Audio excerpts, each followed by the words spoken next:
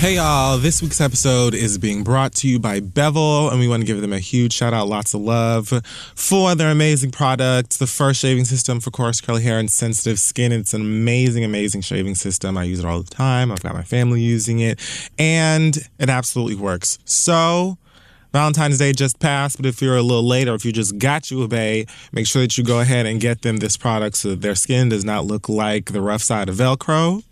And go to Bevel, get bevel.com/read and get a first month of your subscription free. That's bevel.com, get bevel.com/read. I know I said it wrong twice, but it's get bevel.com/read. Start shaving smarter today, and let's move on.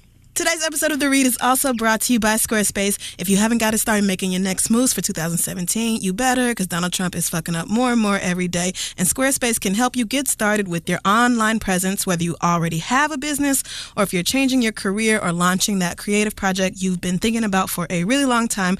Squarespace can help you create the exact online platform that you need to make your big idea a real thing. And with their award-winning templates, you can do it very, very easily. A child could create a website with Squarespace, seriously. So start your free trial today at squarespace.com and enter offer code READ to get 10% off your first purchase plus a free domain. That's squarespace.com, offer code READ. Get 10% off and a free domain. Let them know The Read sent you, and let's start the show.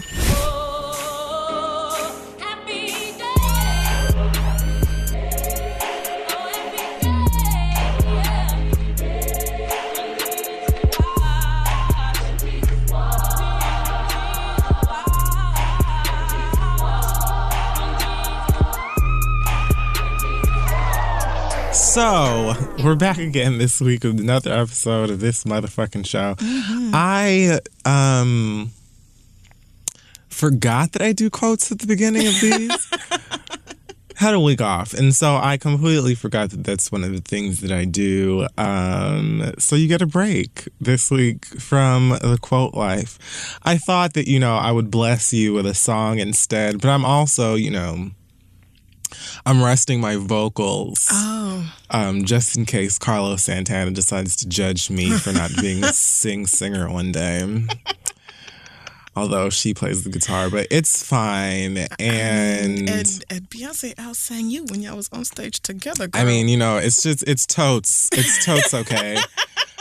It's okay that although Adele is a singer in your mind, she was standing the entire night. It's okay that, we might as well name the twins Maria and Maria, because I'm sure that they can both play the guitar better than you. It's all okay in my mind. Are we doing the reads first? And I'm allowing you to have your opinions because you're a legend in your world and respect your elders.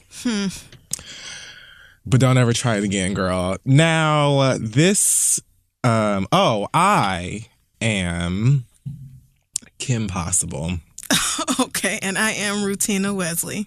And this is The Read. That's now, right. I was going to ask you when you started watching True Blood, and then I realized Queen Sugar. Yes. Because I'm just used to hearing her name associated with True Blood, but then I forgot that she slays other things as well. So. I was really thinking about that show because, first of all, the Image Awards were last week, and they won, I think, for Best Drama or something like that. But because I read some story online that said Kofi Siriboe has a crush on Issa Rae.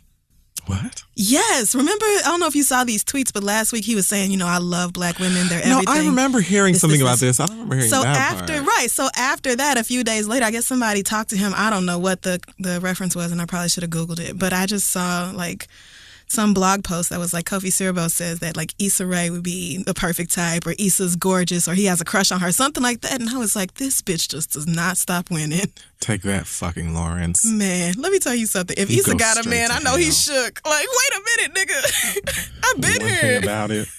Because that's a fine young tender right there. They're both gorgeous. Okay. Congratulations to everybody who was, over there collecting awards at the Image Awards this past weekend. Of course, our good friend Marseille is still just flawless little girl.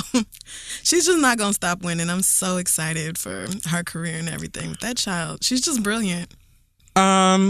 Okay, well, speaking of which, Black Excellence this week, I am going to give it to Lovey, who... Oh, yes! If you don't know, I don't know where you've been, but she's got a New York Times bestseller? Mm-hmm. Okay. Her Bad Bitch book, I'm Judging You, which is all over the place.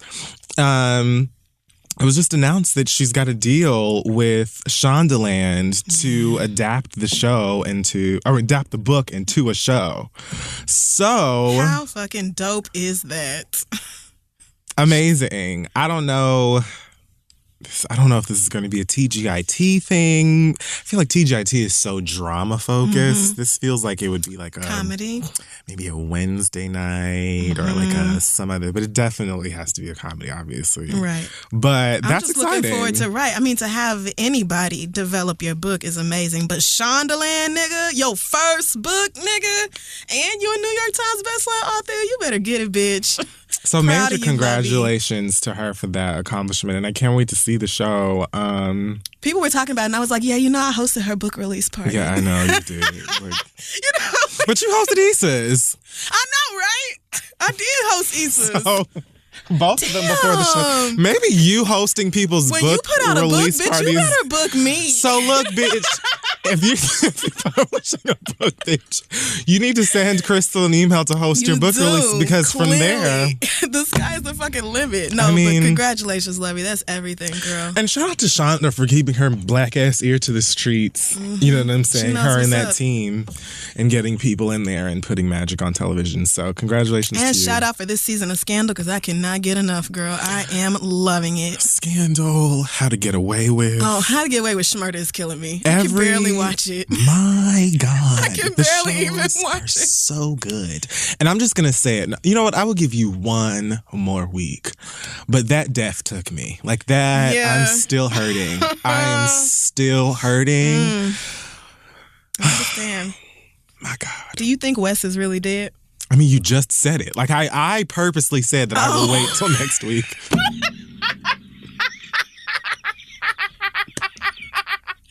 But you know what? But I feel like there's a lot of controversy over whether that's just Shonda and them fucking with us. I mean, they showed this mangled body. So did he create... I'm just saying, you never know. You really never do know. But I mean, that was a dead body, and they had a memorial. If you like that show, then you have to know that Wes died by now. Like, it's just no way you're a fan of the show and don't know that. It's pretty dead, girl. Right. We're just trying to figure out why. I'm just saying. This bitch be having me on the edge of my couch. Now, I personally believe in my heart of hearts that it's that crazy-ass single black female hating-ass heifer. You think so? That, yes, it's her. She's thirsty. She wants to be Annalise Queen Ting. Okay. And she's coming for her. She knew the whole gag of gags backstage, and she killed Homeboy and knew to set it up on Annalise. That's why when they were like, oh, but he died before the fire. He was dead or whatever. And then homeboy Nate came in because I originally thought it was going to be Nate on that platter. Yeah. And she knew that we thought that because when he came into that room and looked on the thing or whatever, they did this dramatic shit before they showed you that it was him and he was still alive. I said, oh, Shonda Peter, everybody at that fuck ass show, I can't stand you bitches. And then they unzipped that shit and it was him. I was devastated. Damn. I know it was her. She took his man. She took Annalise man, threw her in jail, and now the body is missing. Yeah, that's what I'm saying. The body is missing. They better push that hoe off a balcony like they did Homegirl from last season. But that's probably just part... Well, you know what? Never mind. Let me not get too deep into it for those of you who haven't seen it. But yes, Shonda's killing it. So congratulations, Lovey, because this is definitely a major move. Now I'm just ready for Designated Survivor to come back because I caught up on that and it is so good. See, I still need to. I heard that the DNC is apparently trying to get it like condemned or whatever. Oh, yeah. They said that apparently it's too much like the FBI director's actual shit.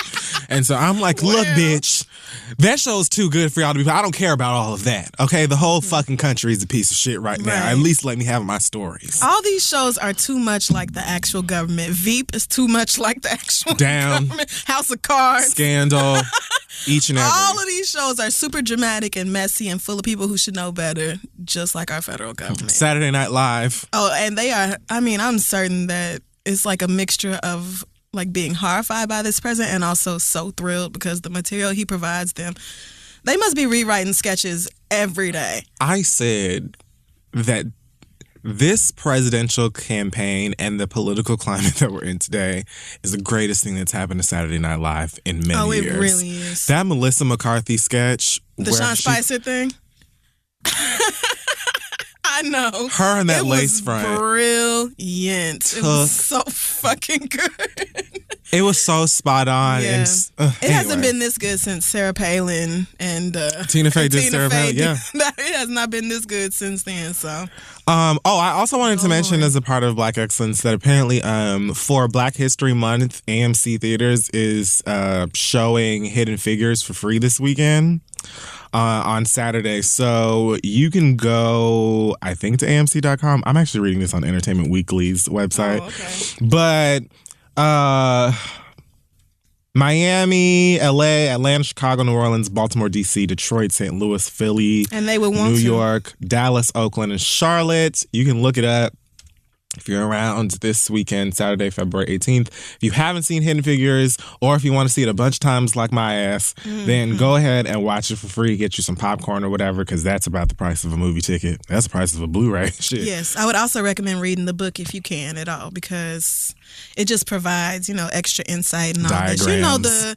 The movies are always, dressed up a little bit to make white people feel better. So the book tells a little bit. Yes. White people don't want to feel like they're totally irredeemable.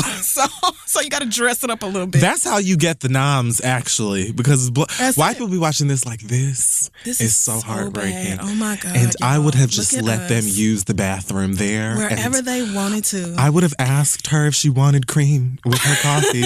I would not have poured out the coffee. Oh my God. I would not have bought another pot. That is so rude. I never liked Kirsten Dunst. White people damn well didn't know white man knocked down that damn colored bathroom. Fucking NASA. But Hidden Figures also just pulled past La La Land. It's the highest grossing Best Picture nominee.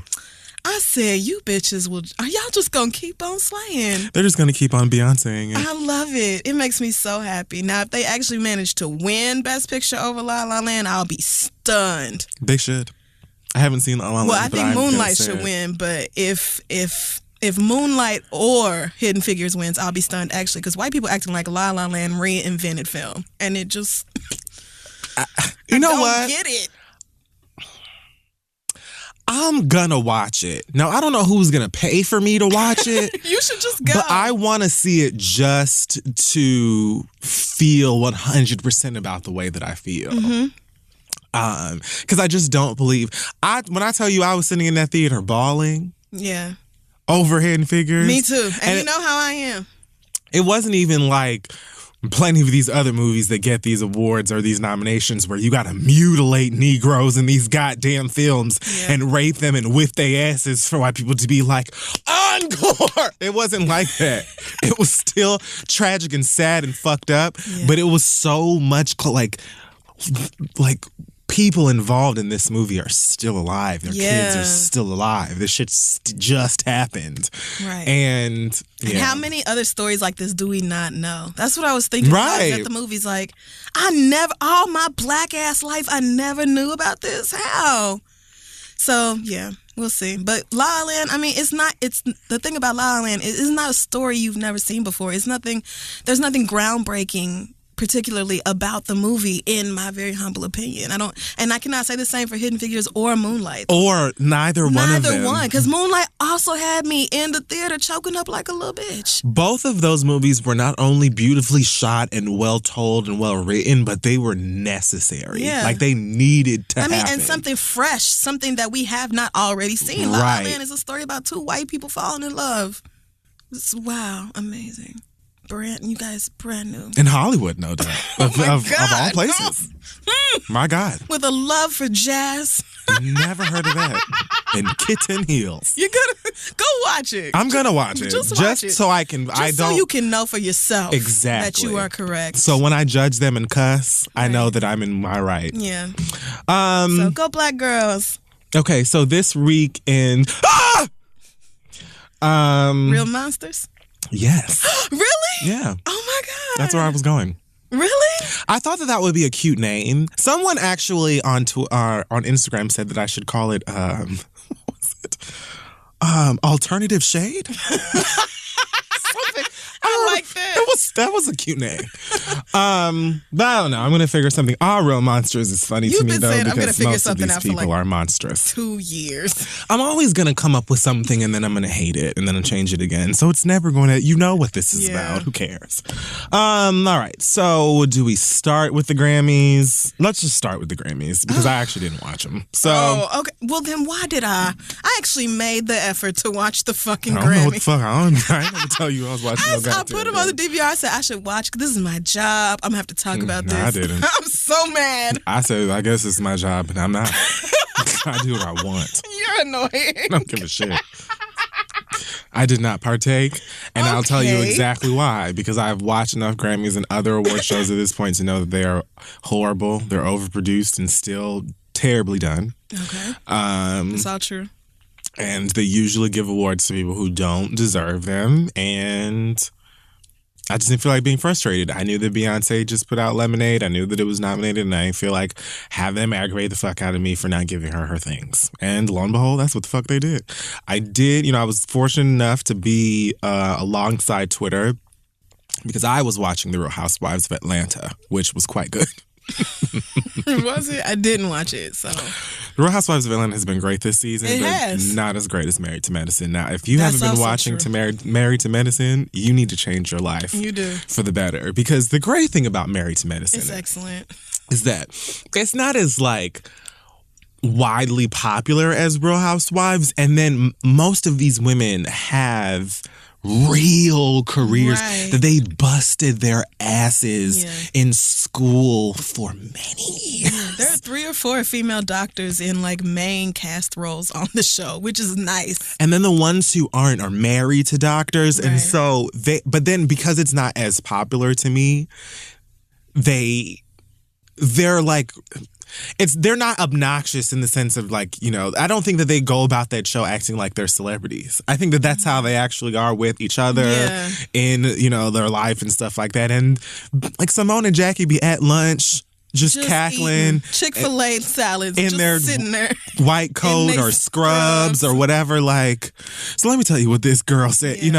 But they are so funny. Yeah. And I cried so many times this season for real ass shit. Yeah. And it's a balance of like mess, but then also real issues. And then just the people themselves they still, trying to front to a large degree, like Toya and her husband in that palatial mansion they had no business being in. But her husband was like, okay, so the IRS told us what's good. Yes. No Nikki. And you're going to have to go on a fuck. And the house they moved into is still big. And then Toya talk about, I said, bitch, this big ass house. Toya talk about, I'm just worried that the kids are going to be concerned. I don't know if they're going to think it's too small. Them kids saw the front yard and were like, get me out of the car. I'm ready for more. Absolutely. Yes. She was all worried. I said, your kids are 4 and 6. 4 and 6. They are not going to miss the old house, bitch. This house is still big. They're not moving into a room. You put them niggas in a broom closet, they'll think it's a loft. They're children. They're tiny people. Oh, girl. But anyway. Married to Medicine's really, really good. So that's what I was doing with my Sunday. Okay. Now, I was on Twitter,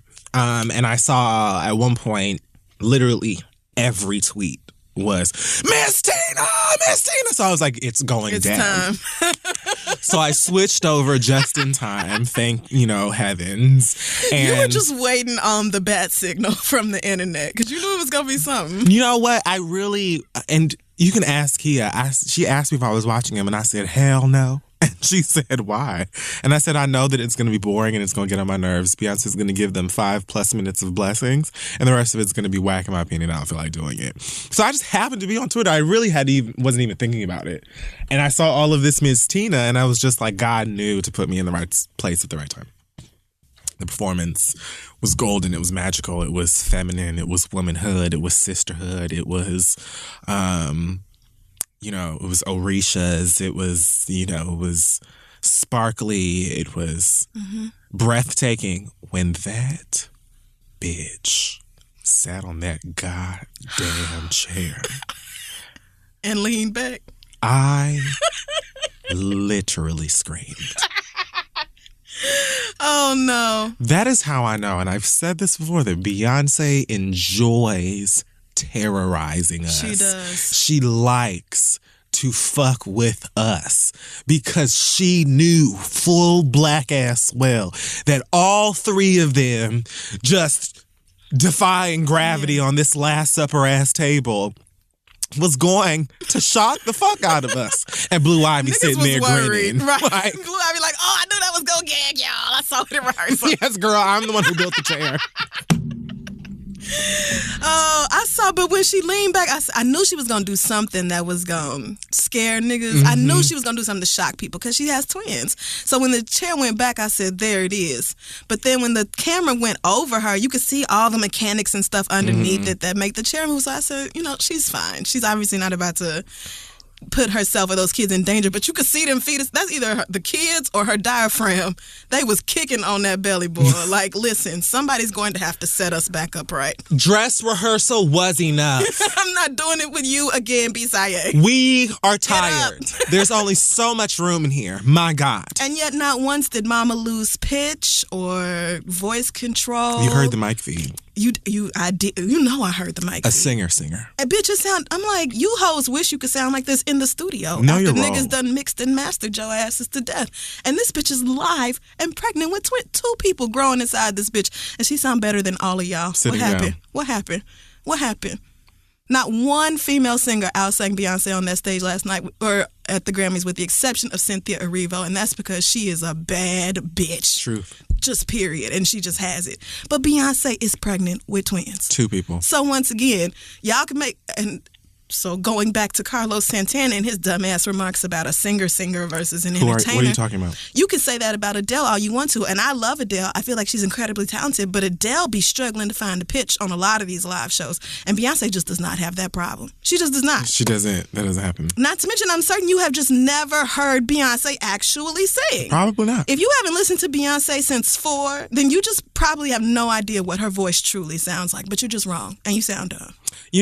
I'll just say that a rich tone and volume don't just make you a singer. They don't. I think there are lots of people who can belt a really strong note out and fill a stadium. And of course that is a testament to your singing ability. But that doesn't just make you a singer or definitely not a better singer than anybody else. If you just wanted to hear some people hollering, you could listen to B-Day. She already gave you that. Yes. You can go and back. I love it. And it's one of her greatest. I mean, club music is club music. There's fun. There's a time and place for everything. But some of the best singers in that room still can't play the games that Beyonce can. They just can't. And Beyonce's still not the greatest singer alive. Of course not. So... But she's definitely the greatest entertainer, the greatest performer, and she is those things because she's the best overall in all these categories. We're looking at singing and dancing and artistry and the ability to put things together and create new visuals and push the boundaries of genres and all this other shit, and nobody out there is touching Beyonce. None of them. And they know this. She is the artist, and they know, and they're pissed. When she performed, one of my tweets, you could probably go back and find it. One of my tweets was just the word "the," because she's just she the. She is right. So you can't even argue about it. Bitch, it's Beyonce. What are you talking about? Everybody who was shitting themselves talking about these Coachella tickets were like, well, I guess I'm still going because I guess I'm just going to watch her waddle out on stage and sit around a bunch of flowers and sing because... By that point, they'll probably be dancing. She won't, but I'll probably be able to see the twins hitting a hot 8 count. Yeah. So I don't know what's going to really be going on, but... Y'all really tried to argue with me when I told y'all she was going to be at Coachella sitting down somewhere. Twins! Those are 2 babies. I don't doubt that she would do that. I think it would be sick if she didn't go and still collected her check. But I think that people think about Beyonce, they want her coming out of the ceiling and they want that whole pop my trunk. Stomping down the stage and some pumps and all that. And I just don't think it's happening for y'all. But if you want to act like Beyonce isn't the artist that can sit down and sing her ass off, then I don't know. Entertaining the idea that Beyonce just can't sing and singing isn't. Right, just singing is just not enough. I can't do that. If you want to see more than that, I get it. But to think that Beyonce can't deliver a show-stopping performance, she was like, "Oh, let me show you what I have been doing." That shit was so good. It took me a second to figure out which parts were taped in advance and which parts were like being done live on stage. I was about to say she didn't need to scare me with no damn chair. I was terrified when I realized that wasn't her at first. Like I was like, right. When she switched, and then I was like, scary bitch. Like what the fuck? Me too. And it's crazy to me how her belly seemed. It looks like it's 3 different, like from the maternity picture she put out, and then whatever was in the hologram Beyonce, like whenever she took those pictures, and then actually being on stage, it looked like her belly had grown. Yeah. In all 3 of those moments. So I know she is just like. Well, you heard that, like she said the reason she announced this is because Blue was at school telling every goddamn body. I heard that. So she was like, she'd been known this for a while. Blue Ivy went to school and was like, well, girls, guess what? Everybody gather around. It's story time. I'm saying this once. And I'm saying this one time only. I know that most of you probably cannot stand me because I'm perfect.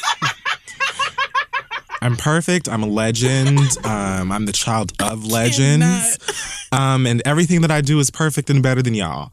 Well, I just wanted to let you know that if you thought about catching your breath and hoping to keep up, it's over for you. Mm-hmm. Go back to the drawing board and really just stop trying, because the second coming, it's on its way in just a few months. There will be 2 more of me on the way. I just thought I should be the first person that you hear this from. It's really over for you. Yeah. It's over for your siblings. It's really over for your parents. So I just thought I should be the one to let you guys know, because you're going to need to prepare yourselves emotionally for what's about to take place. There's a storm is coming. I thought you girls might want to gather your raincoats and your umbrellas, Truly. your galoshes and things, because the twins are coming. So, and I know them teachers were like, my God. I know they ran to the bat phone like, somebody call. Yeah. Somebody call Beyonce right now and tell her she got to run damage control, because it's about to get out. She's telling. This one is just too smart. Teacher's like, Blue, I don't know if you should. I've held this in long enough. Know your place? I am not finished. Thanks very much over there. So as we were saying, it's back to things as normal. All of the crayons come to me first. I will be reserving the blue as well as actually all shades of blue. Yeah. They're all reserved for me. I'm just going to be keeping the reds, the yellows, and the beiges and browns just in case for the twins. In fact, just if you have a crayon, leave it with me. Just turn that over. And we'll figure out which ones the twins want first, and whatever is left, I guess you guys can have that. I can't promise you'll get anything. But this is just the way things go. Mm-hmm. This is just me sending a message to you. Okay. All right, lunch? Anyone? So, yeah, I mean, that was pretty hilarious. I bet that rumor is true. I could see it happening. I could see it being true, too. Like, I could totally believe that she went to the school and was just like, look, it's going It's down. Happening, So get prepared. Did you see when she bum rushed James Corden when he was doing that shit? Is that his name, James? James Corden, yeah. But she ran up on that damn stage where he was sitting in that little shit with Jennifer Lopez, and she was all fucking excited in her pink Prince outfit. It was just like, hey, girls. It was a little fake carpool karaoke. Yeah. And when he went to Jennifer for carpool karaoke, I said, that is the shade. Because James Corden can sing. I don't know if you know that. Yeah, I know he can. That white man sings. Yes, he does. And for you to go to Jennifer Lopez, of all the vocalists in this building, I said, y'all trying to embarrass her. We're at the Grammys. There are singers There's so many people here who can carry a tune. What are you doing? I don't know what's going on. Blue Ivy saved that whole bit, though. She did. Blue Ivy went up there and was like, why would y'all pick this song? Nobody knows the words to except the chorus. And even then, only like 4 words of the chorus. I was like, Blue came up and was like, so you've had better. I just came over here because this was really about to flop, and the secondhand embarrassment was too much. I don't think like anybody needs to see this. And if you go back and watch it, the look on all the adults' faces when they realize she's there, they all like lit up. Yeah. Faith Hill looked like she wanted to pick her up. And Blue had this little face too, like, what is this? Like she had this little like, I'm here now, girl. What's going on over here? Nobody told me there was a car. Bitch, I want to take a picture in the car. And did you see the clip? Like on Snapchat where he went over to her to talk to her? Yeah, and she was like, not touching. She was just like, oh yeah, I've heard of you before, whatever. And he went to like shake her hand and she looked into his palm. I was like, nope. No, I don't. None of that. I watch you on my iPad. But you are on my iPad. Yeah. I'm familiar with you. And you're pretty great. And sat her ass down. I mean, and if Blue Ivy told me I watch you on my iPad, that would be better than a handshake. That would have been a week's worth of hugs. I don't need... That feels like a blessing, but I'm sure he walked away from that feeling refreshed. Yeah. I bet he felt brand new. Yeah. Like, this is great. She did the same thing to Nick Jonas. He came and got in her face, and she was just like... Hello. Now, Justin Bieber, I know, but you... Who is... Did you see her react to Bruno Mars? No. James Corden was like, that after the end of the carpool karaoke thing, he was like, coming to the stage, Bruno Mars. And she turned around like, what? Oh, yeah. Like, nigga, Bruno Mars. She's so cute. Oh, man. So adorable. Many of you are very clearly upset because Beyonce should have gotten an album of the year. She did not get album of the year. Adele won album of the year. I know I saw so many tweets like, the read is gonna be lit this week. No, it's not. I'm not mad. I'm not mad either. If it wasn't Beyonce, I'm glad it was Adele. If nothing, first of all, her album was great. I love Adele. I think she's super talented. But past that, she went up there and did exactly what she who shall not be named should have done when she took another icon's thing. That's right. I cannot. I thought the way Adele handled that whole situation was pretty gracefully, because I know you didn't watch the show, but she did not have a good night. Yeah, no, I heard. I did hear. It was bad. Her George Michael tribute, which everybody said was just way too melancholy. I like the slowed down, depressed song, but she was not on pitch. Yeah. And so she had been feeling a ways, I guess, anyway. And I guess she was just like, just the emotion of all of it. She thanked all of the producers and all that. And then she was like, but I just cannot. It was almost like she broke down in tears again. She was like, I can't do this. No, she was absolutely like breaking down when she mentioned that Beyonce should have won the award. Beyonce is the artist of my life. Of my life. And then she went to like the area where the press area to go talk after you went and stuff. And she like let down this whole timeline of when she was 12 or 13 or something. 11. And she first heard No, No, No and how it felt and blah, blah, blah and all this stuff. Like, we've all known that Beyonce was a stan. I mean, that Adele was a Beyonce stan. She is. And we've known this for many years. She's president of the UK Hive. Truly. Clearly has been since she was 11. Truly. Like, when the United Beehive Nations get together and sit down, Adele will be the representative the British seat from the United Kingdom. So Adele Atkins present, accounted for right here. Yes.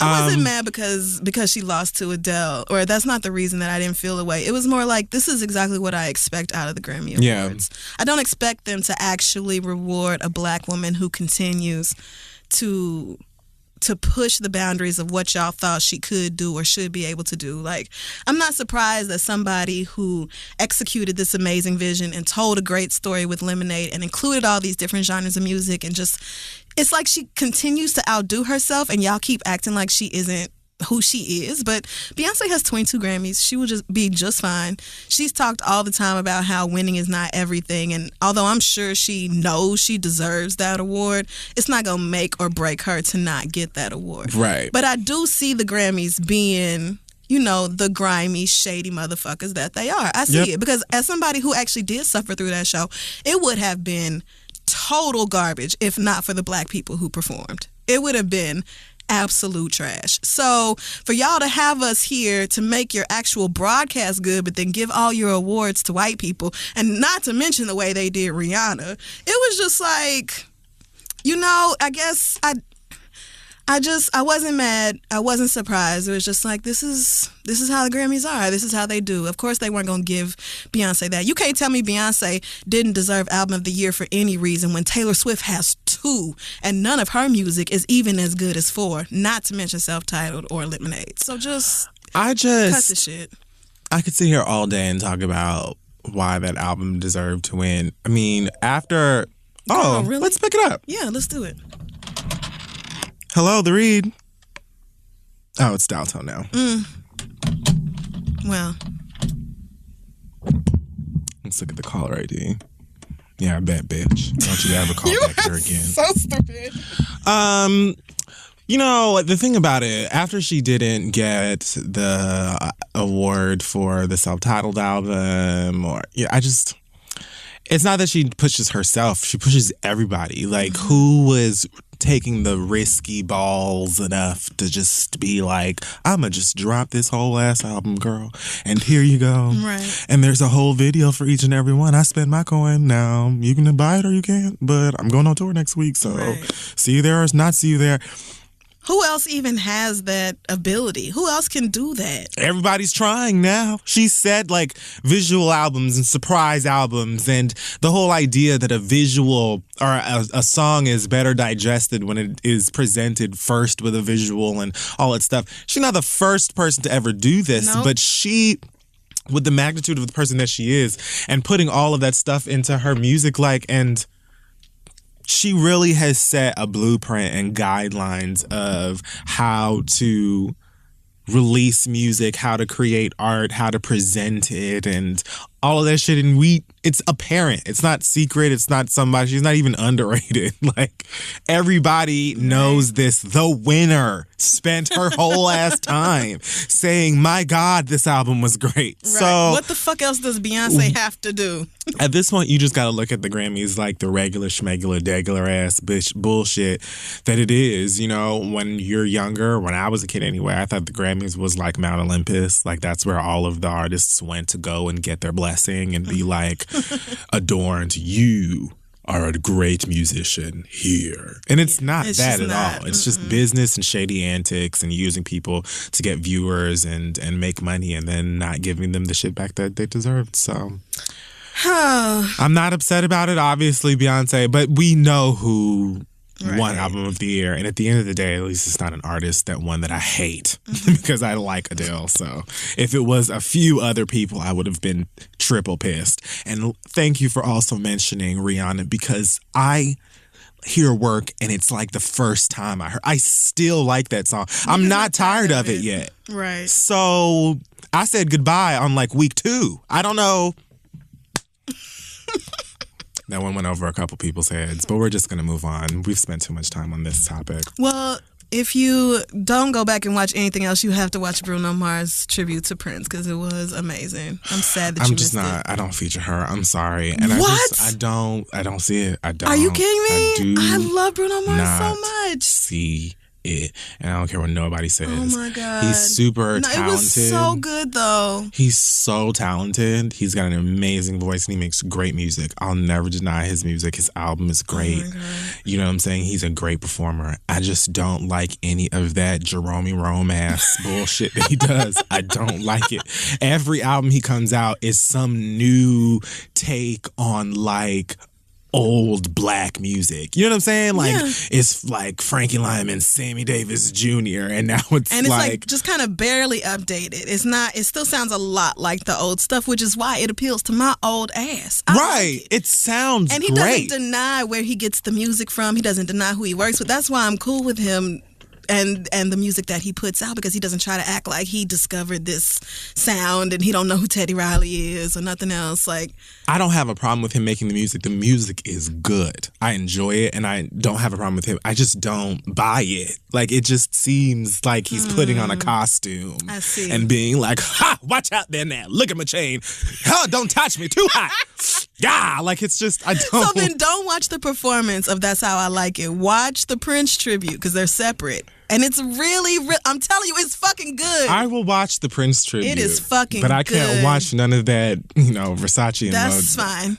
When he tours, we won't go together then. I can listen to the music because I listen to the album all the time. I like it. I just can't watch it. It's too much and it just sounds a fool. Anyway, so do we even do the rest? Okay, so let's just try and breeze through it. Oh, you mean the rest of the topics? I was like, you didn't even watch the damn Grammys. What you Okay, so Queen Latifah is apparently working on a show with Fox that's not Star, with Holly Carter. It's called The Scroll, and it is a Bible-themed drama that will apparently tell modern-day stories of some of the most popular occurrences in the Bible, with modern-day versions of many people from the Bible and so on and so forth. this has got the Christian community in a bit of a divide. Some people seem to be excited to see what it's going to look like, and lots of people, I saw many comments on the Insta blogs from people saying, this is horrible. We don't need to mock God, and how long are we going to disrespect the Lord on TV and blah, blah, blah. And I'm like, shut up. Shut your ass up. I was like, how is this mocking God? The show ain't even out yet. Hasn't even been greenlit. What are y'all talking about? You ain't even watched it. What People, the fuck? You know how the internet does, though. So let's not watch any show with a gay couple or character in it, because that is just not of God. Let's not watch any faith-based show, because that is not of God. So let's just continue to watch Power and Being Mary Jane and anything else with some raw fucking on it, because that's perfect, right? Right. Shut your asses up. Man. I only brought that up to say that, actually. Yeah. I'm so tired of like the average Instablog commenter. Some of these motherfuckers are dumb as dirt. And I don't know if y'all just like, if it's just entertaining for you to be messy in these comments because you're at work and you ain't got nothing better to do, because I'm not gonna act like I've never done that. Right. But at the same time, it's like, you could at least like think, like, why would you put yourself in a position to be called stupid because you look and sound stupid?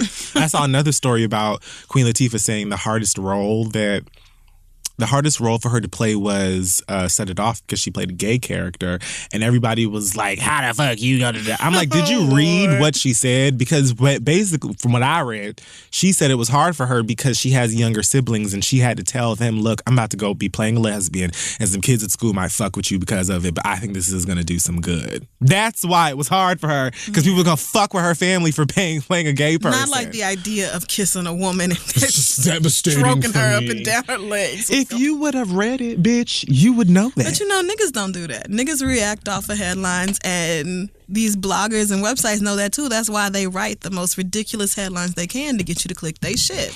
And as long as it works, then why stop doing it? They're making the coin. They are. So y'all are the ones looking crazy on taking Instagram, advantage of your banging it out all day. That's right. I saw another topic when I was looking for stuff, and I think it was about that Fifth Harmony girl who left or whatever, and she was like explaining why or whatever nobody wants to hear. And the first comment I saw said, somebody tell me what she said. I don't feel like reading that. I said, bitch, now do you know that by the time you hit post or send or whatever, that you could have read it yourself? Did you really want somebody to send you a comment with a summary? Do you not realize that it would take much longer for you to type this comment? Wait, assuming anyone actually answers you? Right. And then have them type what you would have just read anyway? Damn dumb. Bitch, you are typing this from your cell phone. Not only is somebody giving you like a link to read the story, you could just exit right on out this app and open up Chrome or Safari. You had to scroll past the story to post the comment. Damn. You could have found out what you wanted to know in all this time, but you're just dumb. Okay. So I don't usually talk about Kylie Jenner on here, but I think you'll enjoy this story. So apparently, Kylie Jenner was working on trademarking, I guess, her name for the use in clothes and entertainment or something like that. She hasn't done that already? I don't know. But she apparently won't. Well, because she was having a trademark feud, I guess you would call it, over the name Kylie in relation to advertising, entertainment, and personal appearances. Oh, the name Kylie, not Kylie Jenner. No, just Kylie. Bitch, you're not. Because I think that her makeup is lips by Kylie or whatever. And so none other than Kylie Minogue. Hey, man. Was the one to say. That's right. Actually, no, girl. No, little girl.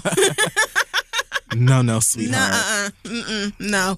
She already owns Kylie Minogue Darling, Lucky, the Kylie Minogue musical. She owns Kylie Minogue.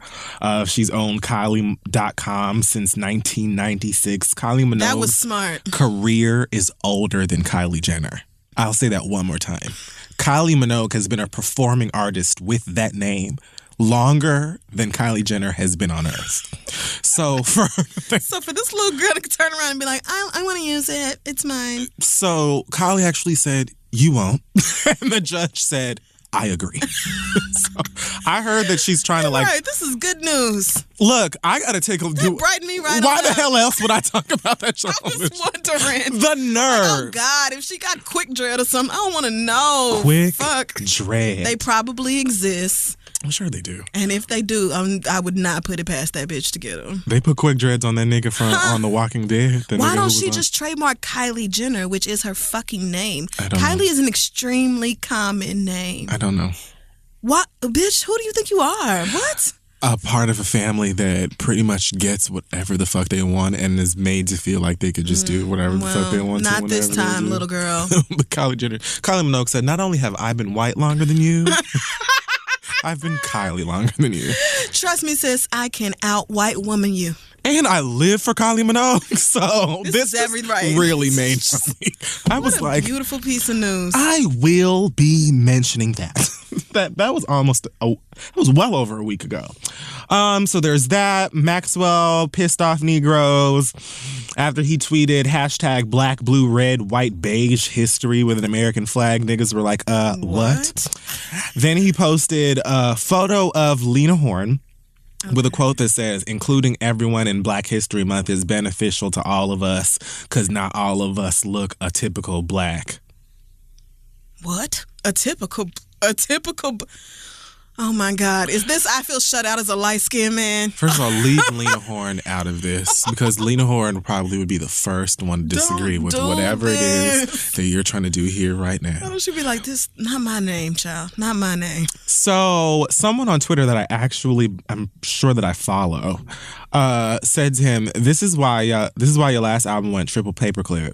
Because the ancestors not playing that kumbaya bullshit, fuck out of here. And then it looks like he DM'd her and said, check the numbers, bitch. I'm sorry, that's not funny. It was a little funny. I mean,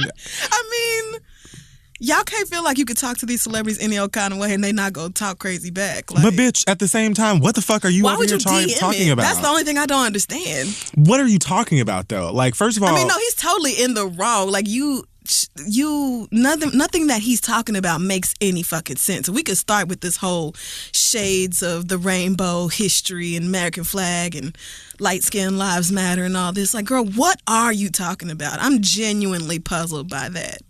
But so do you feel like your last album didn't sell enough, or Negroes have not been supporting you the way that they did when you had a mega fro, and so now it's like, well, fuck all that. I'm just for everybody because, white people let me sing at their bat mitzvahs. You didn't even know what the party was called. I don't know what this was about, but that was just dumb, Maxwell, and so far from Wings being pretty. Right. I mean, it's confusing coming from Maxwell, and then the follow-up post about Lena Horne and... Like, what? The typical black... Since when in Black American history have we not had light-skinned or black people of so many different shades? When has that not been the case? What are you talking about? What is a typical black, Maxwell? I don't know if that's something that she said or who said it because it was put in quotations, but... I know Lena Horne did not say that. I know in my heart of hearts. Regardless of who said it, leave her out of it and shut your mouth. Read that damn magazine, girl. Oh, I hate you. So apparently TV One bought the rights to make a Bobby Christina movie. Oh, no. Vivica Fox and Demetria McKinney will be playing the roles of Sissy and Whitney Houston, respectively. I hate them. What? I hate them. I'm actually stunned. Vivica Fox is playing Sissy Houston, and let me make sure that's exactly who I think it is. Demetria, find us some beats, McKinney. Oh no, Roger Bob McKinney. No, are you serious? Whitney Houston on TV One. I'm thinking who do I know named Roger Bob? That bitch off of The one who wants Roger Bob to marry her so bad and he won't do it? Candy, let's go see if I can find a studio and make some beats. That, Demetria. Oh, TV One. Now listen, they must have spent all this money. They must have spent the bulk of the budget on acquiring the rights. Because if you cast Vivica Fox and Demetria, I know you ain't got no money left. Because with them motherfuckers that Bobby, Christina, and Whitney rest their souls left behind, I'm sure. Listen, I did not mean that. It happens to everyone. Slip up. I am a good person. Okay. And I would not call. I would never disrespect anybody like that. Huh. You would not disrespect Whitney. Remove like that from your mind. I don't want to see no tweets about that. Because I would never. You could not Men in Black these niggas. I don't feel like they wouldn't sell the rights to these motherfuckers for a $20 in like a pack of Newports, honestly, because they're just they ain't shit. Bobby Christina, I mean, how long she been in the ground? I think a couple years, maybe, if that long, maybe. I really don't know. Leave them alone. Like, why? They suffered, her especially. Wasn't her whole short life about how terrible fame is and the effects of like having parents who are drug addicted in different ways, and just how like her short life looked to be fairly miserable, and she died tragically. Why can't we just let that little girl rest? And here come these thirsty ass blacks doing anything they can to capitalize off of that. Yeah. Disgusting. Actually, Vivica was already on my trash ass list for that for show. That gay shit that she did with them G-string wearing ass niggas on whatever network that bullshit comes on. But this, but who sold the story? Was it Sissy? Who? I don't know who has the rights. I don't know who has the rights to sell it. Which would be, I just don't know about that. But that's why she's going through her own shit right now with her nephew. You gotta. Just let these people, just leave it alone, man. Leave it alone. Bobby Christina had a rough time of it while she was here. And bring all that back up for what? For what? I'd rather watch the Aaliyah movie. Do we even need a movie about somebody who just passed away? Like, it wasn't even that long ago. She just passed. And Bobby Christina herself was not the star. It was all about her mama. So like, why invade gross? She avoided the mess. You know what? I just don't. I can't. Nick Cannon says that he believes the whole Mariah Carey reality show and relationship stuff was all fake. He says, first of all, I think the whole reality show is fake. I'm a producer. I'm a producer. You can't have a well-lit private conversation. That shit doesn't happen. I don't buy none of that shit. So I'm here to tell Nick Cannon that we are well aware that a lot of it was fake and we don't care because Mariah's fun. We know that reality shows are fake, Nick. Surprise! You really pulled up the curtain on that one. Mariah's private calls might be that well lit because I know that bitch has invested a lot of money in her lights. Mariah makes lighting happen. She does. Mariah probably goes outside, and if the lighting is not right, like God, she'll just pray and be like, "So God, if we could just make the sun just." Like 15% brighter. Just bring it down just a taste for me, God. Nick Cannon apparently is also going through some shit with NBC. He had a stand-up special called Nick Cannon Stand Up, Don't Shoot. Well, I hope it's canceled because that's a terrible name. Premiered on Showtime on Friday. Was it good? I didn't watch it. Okay, of course you did not. But the name, it keeps me from wanting to look at it at all. I didn't hear about it until today, but that's something that happened. Okay. And during the stand-up show, he made a joke about, I guess, losing his black card after being a host of America's Got Talent.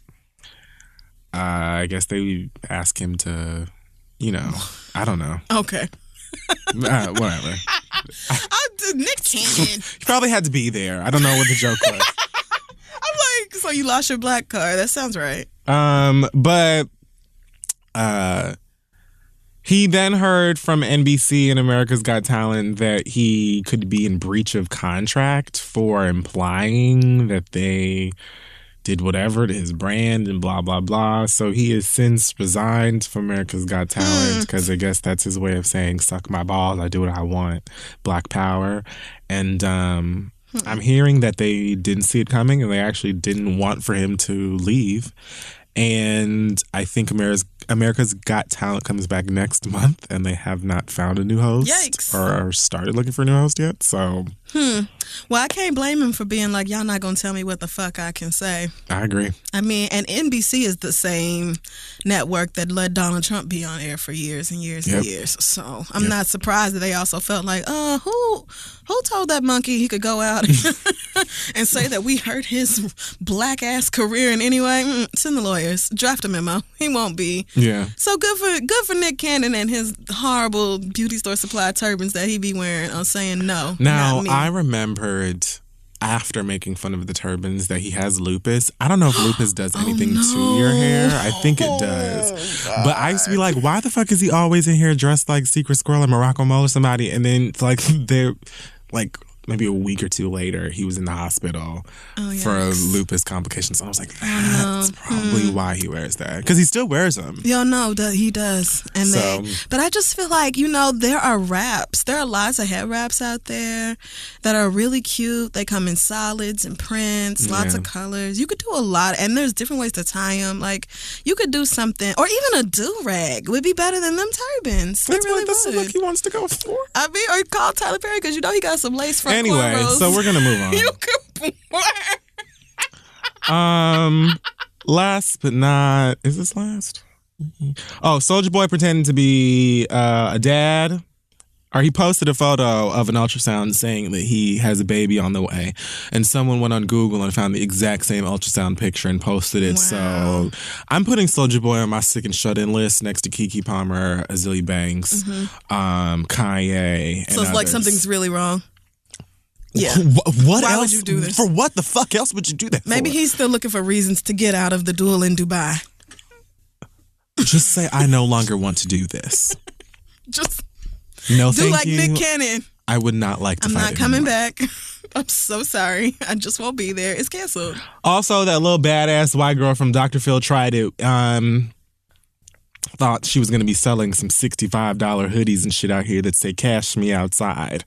The problem with that is that one of these hoodies or some of these items, Champion, right? The sportswear or whatever line. The C in Champion is the same C that she's using in Cash Me Outside and her stuff. Dumb bitch. So the new C stands for cease. It does. And desist. That it does. Because that is exactly what Hanes Brand. Hanes Brand Inc. said, well, she looks a little familiar. If you don't cease and desist, the only place we're cashing you is in court. So you will want to stop this right now. And any sales you have, you can go and give that to us. just go ahead and cough it up. You could just go ahead, because bitch, that's our design. How about that?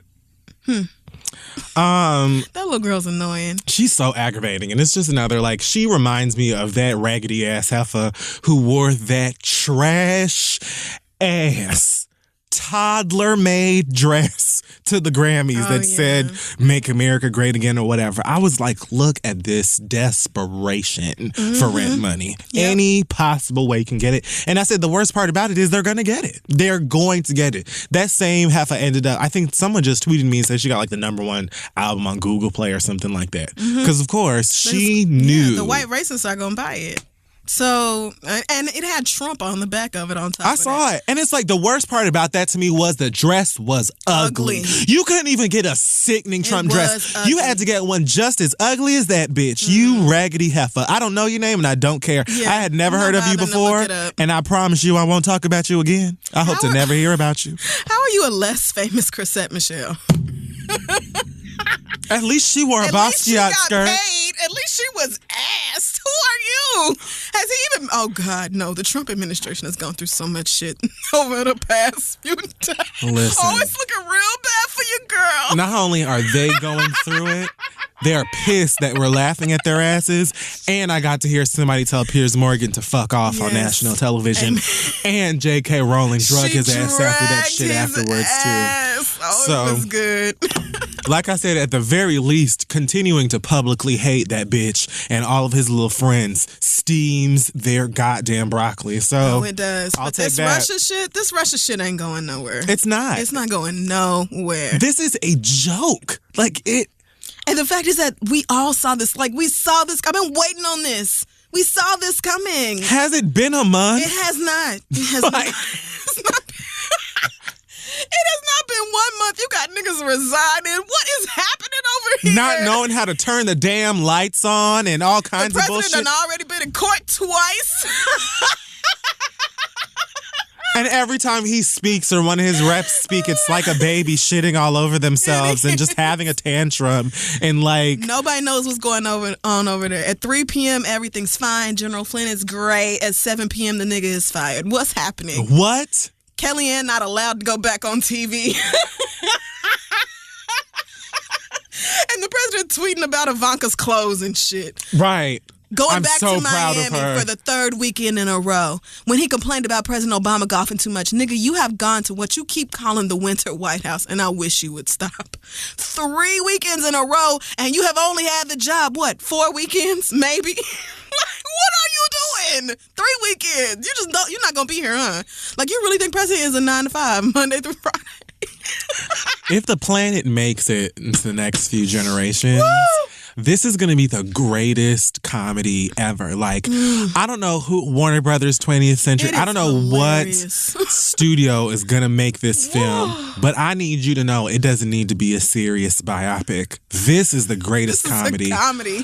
This shit, once we've moved forward and we can heal, and we're not in the midst of the shit, it is going to be a funny movie. I can't wait, God willing, I'm old and gray, and I get to see it in theaters. I'm going to be laughing with if the Lord allows me to live through this administration. Right. If I make it. At the movie they make about this. Because this is you read the headlines and it's literally twice a day something new comes in where you're like, holy fuck. I can't keep up. I honestly had to take days where I'm not reading anything. Right. I just can't do it. Because not only are it's they're so absurd that you I laugh, but then I'm like, I live here.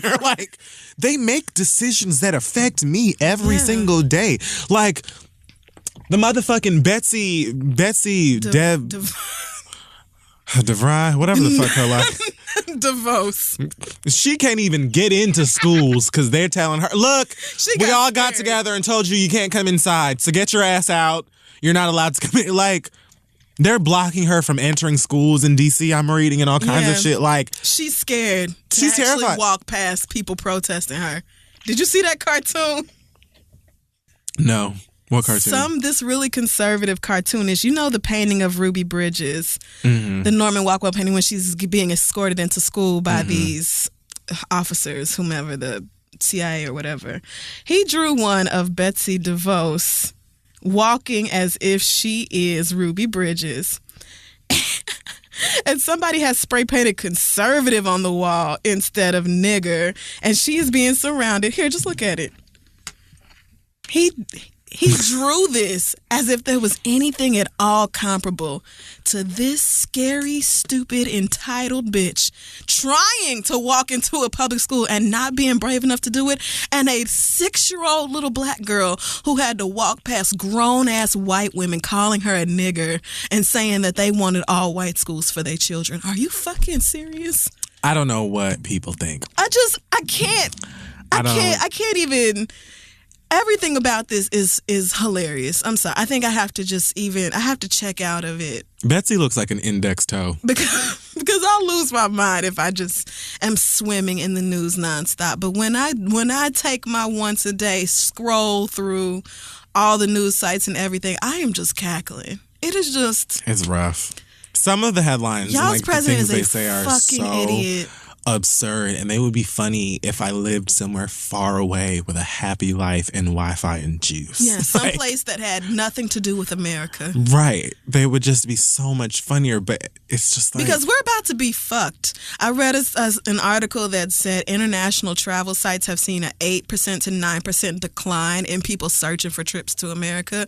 That's very fucking bad for cities that depend on tourist dollars. Mexico is talking about not... Well, they've been redeemed. Child, listen, don't let Mexico stop selling us avocados and shit. We're about to be fucked. Like, are you stupid, bitch? Do you really feel like you can just wave your dick around and like just say basically everybody else can suck it but Russia? And nobody was going to say nothing? And everybody's just supposed to be like, okay, cool, America, let's just still keep supporting you and bitch. Import, export. No, we're not just going to keep our regular trade laws going. We're not just going to keep up with business as usual. We're actually about to punish the fuck out of America, so. That's it for Real Monsters. This week, Shade and Full, whatever you want to call it. Let's take a break. We've been here for 5 days, and we'll be right back. Hey guys, this week's episode of The Read is being brought to you by Blue Apron. If you're looking for a way to create delicious, healthy meals without having to walk around your local grocery or some other market and guess or Google or what have you, thank Blue Apron, because for less than $10 per person per meal, Blue Apron delivers easy-to-follow recipes along with the pre-portioned ingredients courtesy of over 150 local farms, ranches, and fisheries across the United States. That's right, they send it right to your door. Everything you need, your chickens, your rices, your porks, your cashews, your stir-fries, everything boxed up and sent right to your home. That's right, and they send you the exact amount of each ingredient that you need in a recipe, so there's no wasting food. It's everything you need, and they have some great meals like cashew chicken stir fry, bitch, with tango mandarins and jasmine rice, a udon noodle soup with miso and soft-boiled eggs. Lots of great stuff. You can check out this week's menu and get your first 3 meals free with free shipping by going to blueapron.com/theread. You'll love how good it feels and tastes to create incredible home-cooked meals with Blue Apron, so grab your boo or your kids or maybe just by yourself and hit up Blue Apron. That's blueapron.com/theread. It's a better way to cook. Let them know we sent you, and let's move on. All right, so it's time for the listener letters. It sure is. Send your questions to asktheread@gmail.com. And there's one here for you about the magicians, but it says only if you're caught up on the most recent episode. I'm not. Next. Okay, so never mind. Let's see. So here's a question from, she calls herself Hidden Figure. And she says, Dear Kid Fury and Crystal, my boyfriend and I have been together for almost a year now. I'm 19 and he's 22. Okay. I go to school for half the semester and work the other half as part of my program, and he just works. We live in different states. Economically, we come from 2 totally different backgrounds because I'm blessed to have my parents always support me and more. And now I'm working at a company that's paying me a lot more than him because, frankly, I'm amazing at what I do, and the tech industry is just where the money's at. Mm-hmm. I honestly don't really mind having to pay for things because I know that I'm the more financially secure one. Pat yourself on the back. Okay, because you're only 19, okay? Doing big things. That's right. But it has also not even been a year, and my mom often warns me that I shouldn't get caught up with people who aren't on my level, especially when I'm not even out of college yet and already have big companies looking at me. Whoa. The thing is, my boyfriend works hard, and he isn't lazy. He just might not be able to have a girlfriend, financially speaking. So I'm wondering, when does spending more money on your boyfriend, especially when he doesn't really spend that much on you, become unwise? Damn. Or am I just thinking about this too much? I am only 19 after all. Love you both, and I listen to you all the time. Sincerely, Hidden Figure. You're adorable. Well.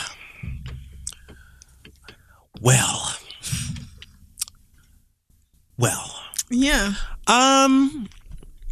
Well, your mama.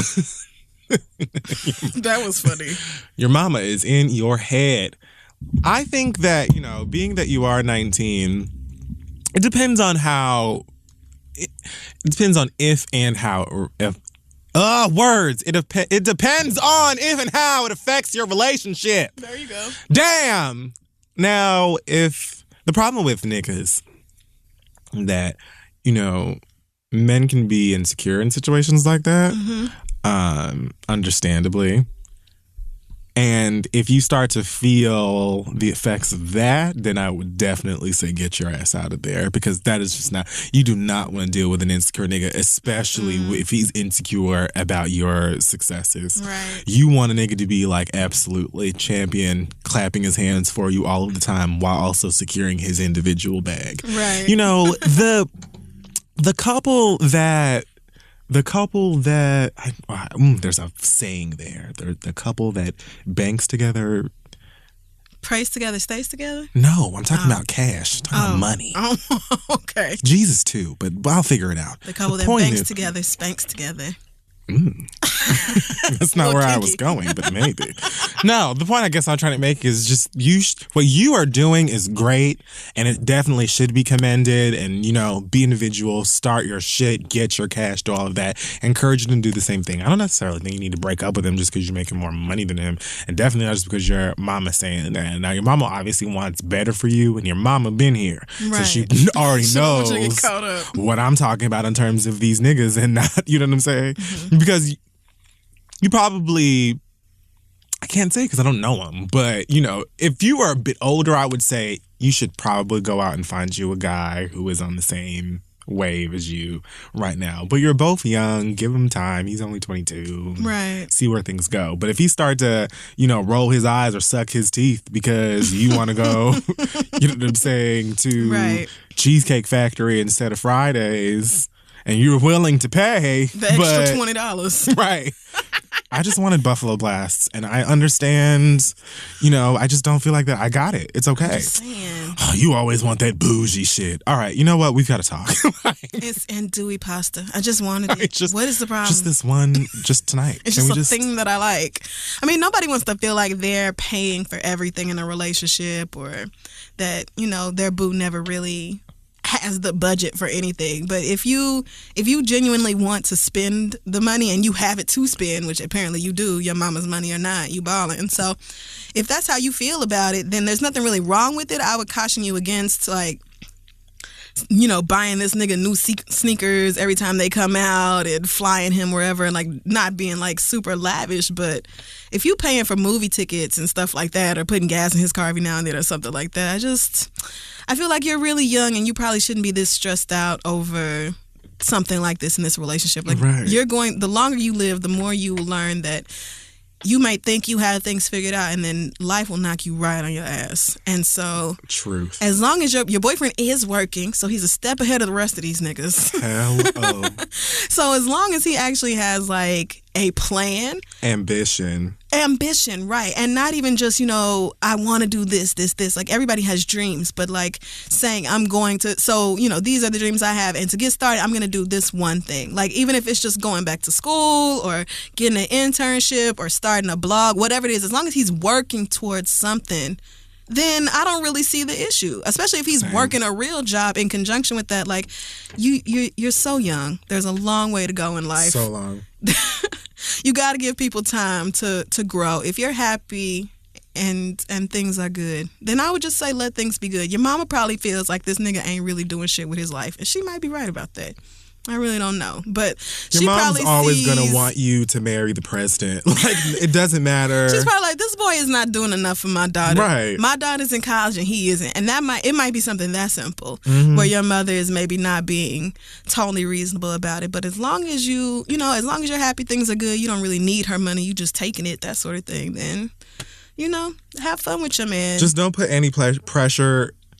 Don't co-sign nothing for him. Yeah, just don't make foolish decisions about money with this boy. Don't give him anything you don't have to spend. Don't put yourself into debt for a nigga. And plus, you're 19 and 22, so money really shouldn't even be that big of an issue in your relationship anyway. Y'all niggas should just be going to the mall and possibly the beach. Well, they live in different states, so I imagine they don't see each other that often. I forgot about that part. But still, even more, then you definitely need to be spending up. I just chill. Y'all better get on the Amtrak. Hello. And go spend the day in the city and take your ass right back home on the China bus. Peter Pan. Because she's right there, girl. Right there, Union Every Station. single day. All day long. Okay, so our next question, this one is kind of sad. Oh, Jesus. Do we have to? Well, Does someone need us? you know, I feel like this is a certain... Well, you know what? Let's do... Life is sad enough. Okay, here is a question from... Jay. Madonna's New Black Children? Jay, I'm so sorry. Okay. Jay, who says, my friends and I are working on starting a podcast. We released our first episode and shared it with some of our friends. Many of them thought it was fun, and some had opinions that were a lot more harsh. Of course, we knew what we were getting into when we started the show, but some of these views can be tough to swallow. My questions are, how did you guys learn to process the initial reactions people had to your podcast? What was the hardest opinion you received? Did you find any of these opinions to be constructive? And if so, how did you integrate those changes into the content? We are avid listeners, so we are eager to hear your response. Thanks, Jay. So, I don't give a fuck about... I think this is an interesting question because a lot of you have started podcasts and email us about advice, and I feel like we don't really have any because we are so lazy. But this is a much more distinct question. Like, how do you deal with people who are giving you feedback and maybe it's not totally positive, or maybe some of it is mean, maybe some of it hurts your feelings? You know, have you ever received feedback from somebody that was like negative, but it ended up being constructive? You have to have tough skin, period, if you're going to put yourself out there like that. You just do. I think that even before podcasting, I was blogging, I was on YouTube with my big ass head and doing whatever the fuck else. So I've heard people have positive, negative, indifferent, whatever kind of opinions about me. Years ago, yes, it used to affect me a little bit more than it does now. Now I genuinely don't care. Yeah. So... And that's not just like negative, it's positive too. I appreciate positive opinions, negative opinions, criticisms, and all that stuff. But all I can do is just try and put out the best product that I can and be the best me that I can and go with my gut or my faith in what I think is, you know, going to be entertaining or fun for people and that type of thing. But, you know, we come in here sometimes and we know there are things that people want us to talk about and we just decide we ain't going to for whatever reason. And we tell you that we're not going to. So we do what we want to do. And I think that that's a part of what makes this show great is that we don't feel the pressure to make it be the way that, you know, a podcast, the way that people think a podcast should sound and be on here like, hey guys, welcome to the Read This Week. Still on today's, like, it's not like high school. It's just a conversation, nigga. So we don't, Right. You know what I'm saying? Like, imagine if you were at work in the lunchroom talking to your homegirl or your homeboy and somebody else came in and was like, the way that you guys speak to each other is very vulgar. You look at them and be like, bitch, I don't give a, I wasn't even talking to you. Like, I don't know. Yeah. I don't know. That's an interesting way of putting it. Yeah. I really don't know. I get that people's opinion and their criticism is important and that it should be considered. And I do try, and if there's something that I know you guys enjoy more, we'll try and do it more. If there's something that we know that y'all just hate very much, then maybe we'll try and change things up and do new things and fresh things or whatever. But as far as like conforming to people's ideas or criticism, what they like, what they don't like, if we were to do that, this show would be different every week. Right, and ain't nobody got time for that. Nobody. So like, I don't know who originally said this, but they said you got to give the people what you want to give them, not what they think they want. Exactly. Because what they want is what you give them. If you start letting them tell you what the content should be, then it's no longer what they came for in the first place. Right. So I think a lot of it is finding the balance between listening to criticisms and then figuring out which ones are constructive versus which ones should be ignored. And then if they are constructive, how to take those into account and make whatever adjustments you need to make. But that's that's a process you have to get to after a certain amount of time. Like when we first started this show, I was very sensitive about the things people would say about me. And now it's like, I don't know, girl. It's like I just could not give less of a fuck about anything. But again, that's something that you have to balance with, like, with all the positive comments people say too, like you cannot let any positive feedback make you feel like, oh, I'm great, I'm perfect, the show is popping, it's everything. Like I don't need to do anything different. Right, you can't let it go to your head or make you feel like you could be totally lazy now and not do anything else, right. or start feeling yourself in that way, because public opinion will fucking kill you if you let it. Right. It really will. People start getting plastic surgeries and bleaching their skin and all kind of shit because of public opinion, and they never know when to Name all stop. the rappers. I'm just saying, like, this shit it's real, and it will happen to you creatively also if you allow every single comment, positive or negative, to make you feel a way about your work. So even though it was difficult, you kind of have to shut yourself off emotionally to that kind of feedback, because you can't let it affect what you end up doing. What you have to do is kind of look at it. You have to kind of divorce you from it. You have to look at it objectively. Like, is what this person's saying factual? Is this something I really need to work on, or is this person just hating on me, or whatever other words you want to use? Like, you kind of have to look at it like that. And some things are just like, that's fair. Yeah. And I'm just going to keep doing what I was doing. There are lots of things you could say about me, and I'll be like, bitch, you ain't lying. Yeah, you're right. And I'm going to keep it's that. Right.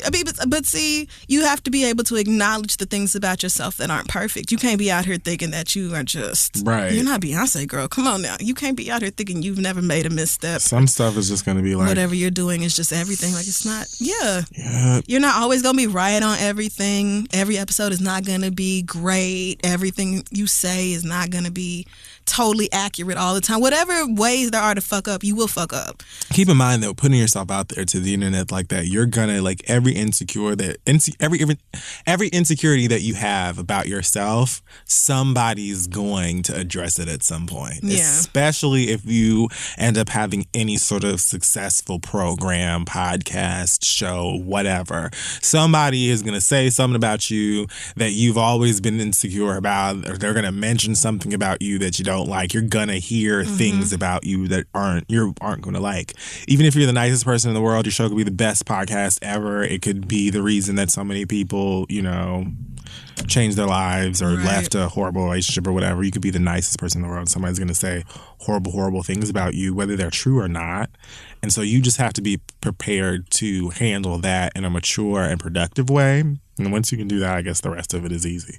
This, to me, is for, like, we do this for us, to me. Yeah. And it just so happens that people enjoy it. And so now there's the responsibility of making sure that people continue to enjoy it. But I'm not going to, break my spine trying to please everybody. It's impossible. Right. It's just not. It's not worth it. And all you're going to do is wear yourself out trying to twist yourself in all these different directions for people. You cannot please everybody. Right. It is physically impossible. So you might as well do your best at whatever it is you're doing. Take people's words for what they are. Develop a spirit of discernment about that sort of thing. But just, anything creative, it might sting a little bit when you get feedback about it that isn't necessarily positive. Like, if you was doing a podcast all about facts and figures and scientific data and things that nobody could argue with, then that would be one thing. But if you're talking people about... People still argue with you. Look at B.O.B. But bitch, if I have facts... Look... I'm just saying, I know it can be hard to put yourself out there creatively or artistically, but it's just a matter of developing that thick skin. Like, and if your friends are giving you, like, kind of rough criticism, then you better get practice now, because, honey, there are plenty of these places where you'll upload or promote anything. Motherfuckers log on there just to be mean. Your SoundCloud comments, YouTube comments, like Instagram comments. They're like, people get on there just to talk about you. Stuff. All right. Well, good luck to you and your show. Send your questions to asktheread@gmail.com, and we'll be back. Hey guys, this week's episode is being brought to you by Loot Crate, one of my faves. Loot Crate offers an epic range of pop culture items for less than $20 a month. That's right, in a spiffy box, you can get your geek life with loads of items ranging from amazing companies and franchises. This month's theme, February, is Build, and it features things like Mighty Morphin Power Rangers, Batman, Lego Dimensions, and Tetris. Loot Crate is the reason I got a very fun Kingdom Hearts scarf. and some Psychonauts goggles that make me feel like I'm a white boy in a movie from the 90s, like Can't Hardly Wait or She's All That. Oh. That's fancy. Yeah. You have until the 19th at 9 p.m. Pacific time to subscribe and receive this month's crate. And when the cutoff happens, that's it. So make sure you go to lootcrate.com/read and enter code READ to save $3 on any new subscription today. I personally love the clothing and stuff that they send in. Always lots of cute pins and stuff like that to put on my formation jacket. So again, lootcrate.com/read, enter code READ to save $3 on your new subscription. Get your geek on and let's move on. Thanks again this week to Squarespace for supporting our show. We are in the middle of February now in this year, and there's no need for you to feel bad if you're dragging them feet, getting your business or whatever off of the ground. Look directly over to Squarespace because they offer a wide range of people in business.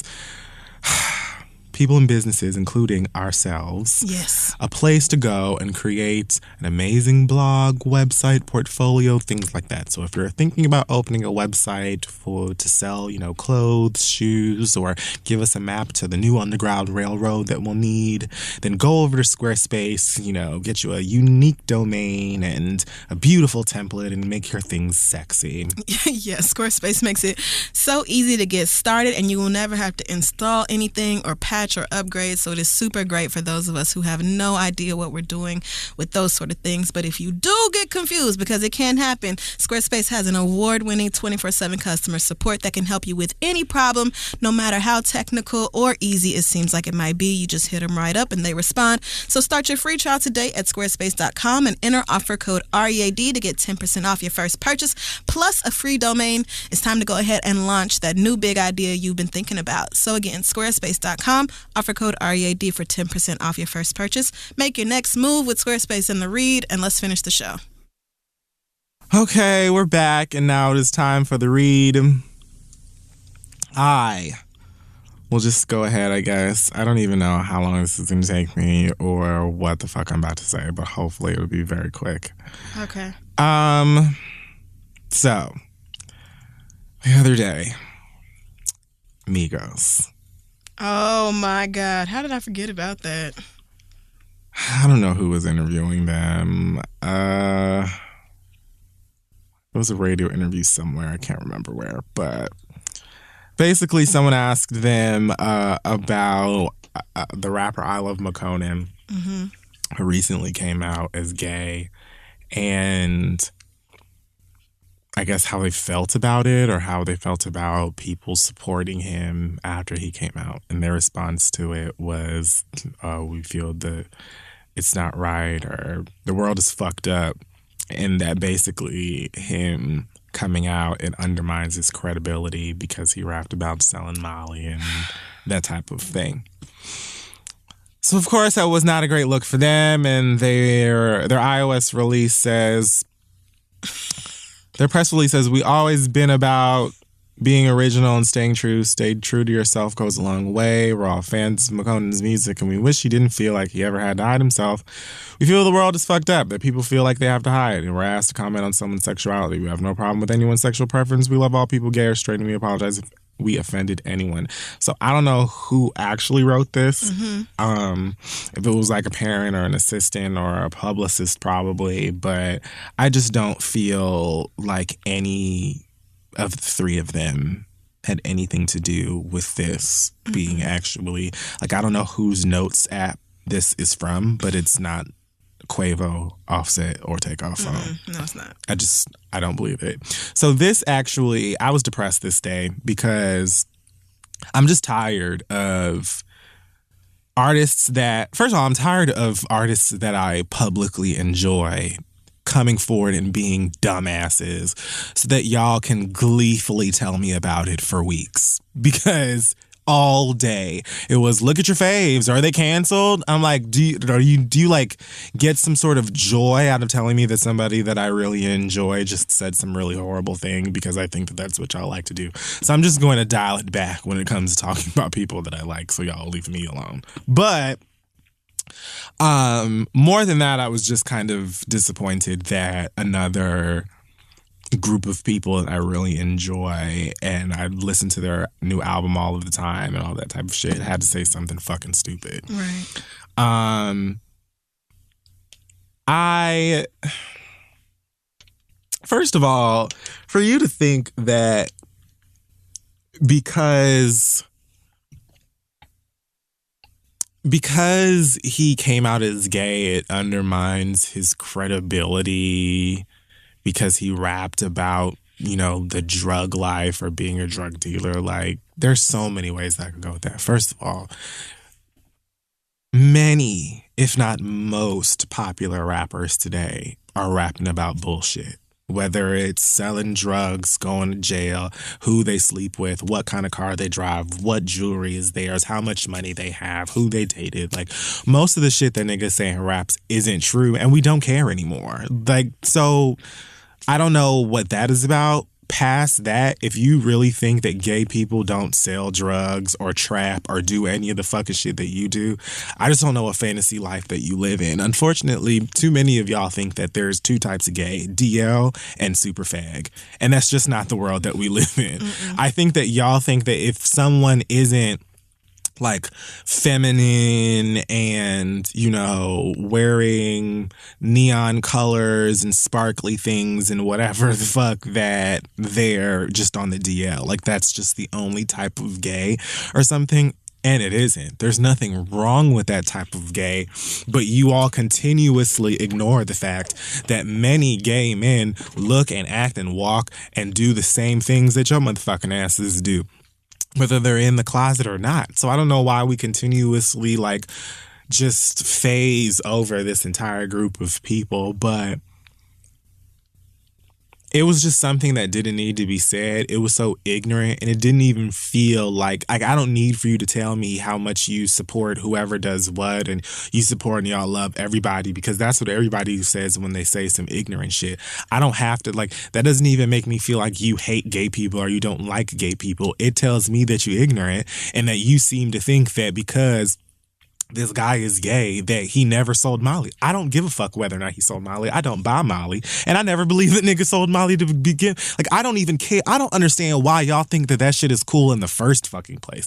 Like, I'm just, the whole glorifying drugs and drug culture and stuff is one of those things in rap that I just hear and I let it go. You know what I'm saying? Because the beat is what the beat is. But I'm not going to sit up here and be like, yeah, fuck that nigga. You never sold drugs. Who cares? Like, bitch, I don't give a fuck what that nigga sold or didn't sell. Why do you have to say this shit all of the time? And then like the same time, either that day or maybe the next day, next few days, this whole black gay slay thing was happening on Twitter. And so then I'm seeing tweet after tweet. People are sending me other motherfuckers' tweets. People are retweeting shit from all of these wearing hotep ass niggas that don't even know that Africa is not a country. And so they're all day long talking about how homosexuality and, you know, femininity is, you know, it's the gay agenda is trying to tear down the black men and stop them and weaken them from the enemy. And they're being sent, the white man is sending the black men into a world where they're trying to feminize them, and how are we supposed to fight, and blah, blah, blah, and all of this shit. And I'm just like, y'all niggas are so fucking boring. We don't care about being gay as much as y'all do. We don't care as much as y'all do. So talk to someone, whether it's about the feelings that you may not want to talk about or acknowledge. Mm-hmm. Maybe you've got a couple of feelings about same sex that you want to address. Or maybe you're just a horrible straight person. But either way, that doesn't have anything to do with us. And until we get to a point, this is why, or this is what I was really going to talk about in the majority of that DL video that I'm never going to do. This is the reason why niggas are on the DL now. Because you put them in a position where it's like, if you ain't this type of gay, then you are basically completely ignored. Right. But if you on the DL, you're giving everybody AIDS and you're a demon. It's like, you can't win for losing, there's nowhere for you to go or nothing for you to do, then that ends up trickling its way into the gay community, and then we're homophobic to one another, and it's just all dumb and it's pointless. But many of the niggas that y'all trap with, be sitting in the studio with, many of the niggas that y'all got playing shirts and skins with you, spotting you in the gym and all that type of stuff, are gay as the day is long. And whether they're in the closet or they aren't, there are men that exist within the community that are just themselves. But all I can say is that really you need to just mind your own motherfucking business at the end of the day and worry about you and just respect the fact that there are all kinds of people. Like, you didn't have to make a comment on that nigga's sexuality at all. You don't have to worry about what the fuck it is that gay people are doing. Femininity in the black men is... Like, do you really think that gay men or DL men are trying to, infiltrate the dreams of the black man to sissify all of them and weaken our own race so that when the next war comes and white men are running down the hill, that we'll all be voguing and we'll just have no preparation and we'll just all be murdered? Like, you think that white people or whoever the enemy actually is sees a difference between a gay feminine nigga and an allegedly straight masculine nigga? Like, where's the logic behind this? Why can't niggas just mind their business and worry about their own motherfucking self? And then you wonder why I get up on here all the time and get frustrated with people who are always disrespecting us or taking our shit. I don't remember what episode of Married to Medicine I watched, but one of the husbands on that show said throwing shade. And I know he wasn't gay. He wasn't Darren. So I don't know. Like, it was one of the other ones. And I was just like, look at this man who's got to have at least touched 50 by now, saying throwing shade. And I'm sure that he's just heard it because all of these women have some sort of gay who does their hair or makeup or buys them their shoes or whatever, who say it. And so they hear it from them and they say it all the time. And so now he's saying it. Yet we still got to be fighting for respect and for our lives and all this type of shit. Every fucking day you got to hear some bullshit like that.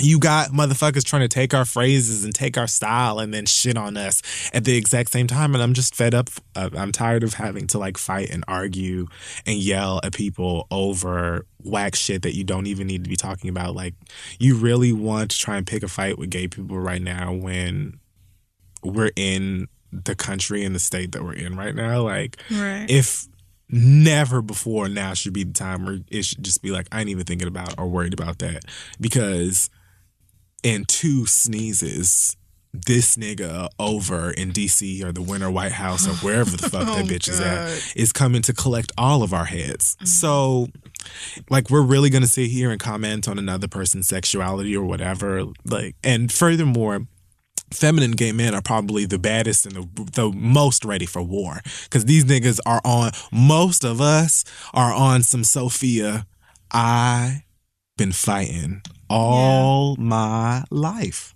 I had to. So I just don't know what it is. I don't know what it's going to take for people to just be like, you know what? That's none of my business. It ain't got nothing to do with me. I don't care about that, and live your life. Why you always got to say it afterwards?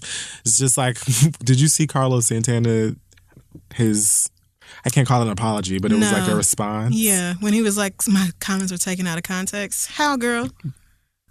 You said Beyonce can't sing. You said she's not a singer. What are you talking about? What? How is that out of context? Contextually, what did we miss? Right. Please tell us what happened. You didn't even tell us what happened to provide the context. You just said it.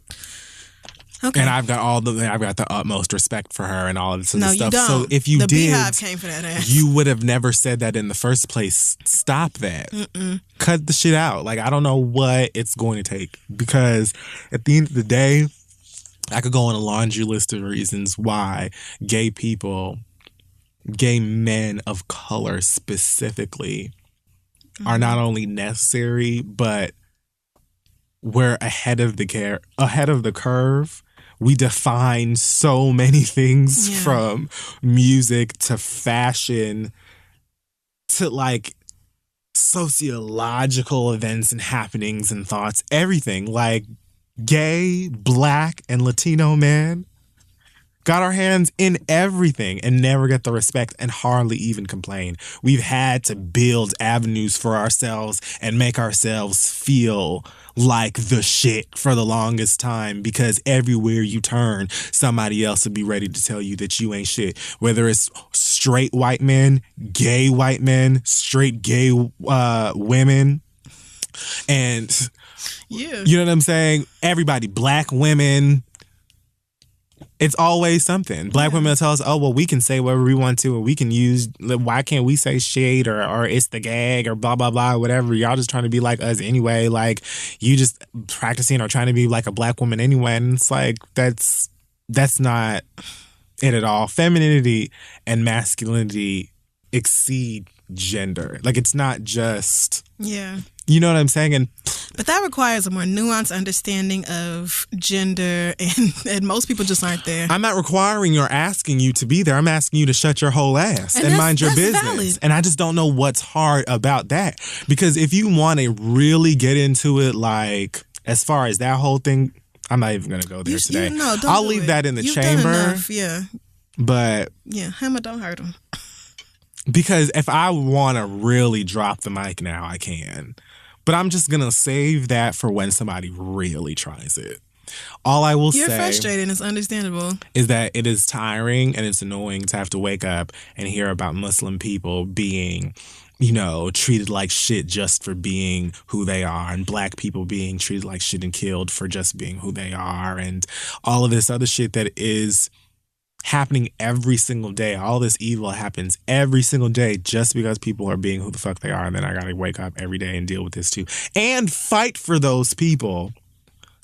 And then see some of those same people be like, oh, well, girl, when this type of shit happens. It's annoying. It's frustrating. And I'm okay with that because I know who I am and I stay my motherfucking ass at the house anyway. So it is what it is. But it's just frustrating all of the time to be buying people's albums or spending money on people and supporting people and yelling about how great these motherfuckers are. And they don't give a fuck about what it is that you're going through, especially when in 2 specks of dust's time, these motherfuckers out here could come for your ass as quick as they will come for me. Maybe quicker. So I just don't understand what it is that you're missing. But and you really love them niggas. I do really enjoy Migos. So that sucked. I mean, I'm not going to sit up here and act like I expected for them niggas to sit back here and be like, sexuality is a spectrum. And Conan, you know what? Our heart goes out to him. And we will respect where he's coming from. Love to, you know, I just watched Paris is Burning the other day. I didn't expect anything but what I got. It really sucks that many people still put clearly ignorant niggas in the position to say ignorant shit. They knew them niggas were going to say something fucking stupid, and they did. But you don't have to, you know, have Mary Jackson's intellect to say, right? No, I'm not going to talk about that. You know what I'm saying? You don't have to be a Hidden Figures mama to say, no, thank you. What is the next question? Right. That's it. You don't have to be super intelligent to say, I'm going to mind my business today, Twitter. I just had half an orange and it was refreshing. What have you done today? Like, yeah. What's so difficult about that? I like minding my business. It is. It's a lovely feeling. So that was my very jagged way of getting through that. I mean, but that's real. I just have so many other things I really want to say that are way more aggressive and harsh. I mean, you can. No need to anger anyone. Just going to express your disappointment. No, I have real things. Not even just about Migos. Like, widespread. Just everybody. If I really wanted to just unfurl my genitalia and give it to y'all hardcore about why you should be bending down and kissing the fucking ground that we walk on, I could do that. Mm-hmm. I could talk about the contribution, words! Oh, yikes. I could talk about the contributions of the black gay all day long. But I won't. Okay. We've been here for almost 2 hours. This is true. So what are you going to do? Well, thank you for your read.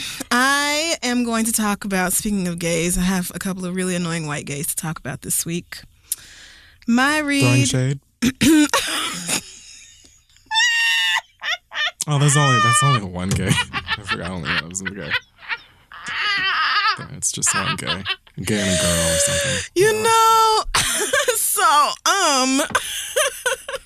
Stop talking to me about throwing shade. Woo! I don't care, girl. I don't. Them white people can do whatever they want to do. They can do whatever they want to. They're not copying the Read. Their show is older than the Read is.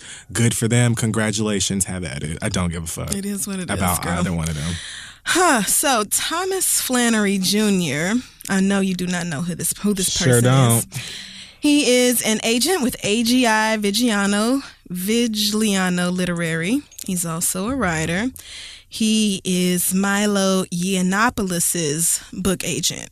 Milo, if you recall, is the conservative, self-described alt-right troll who sent all of his followers after Leslie Jones on Twitter and started all of that shit. He's the tech editor at Breitbart, which is basically Donald Trump is glorious.com.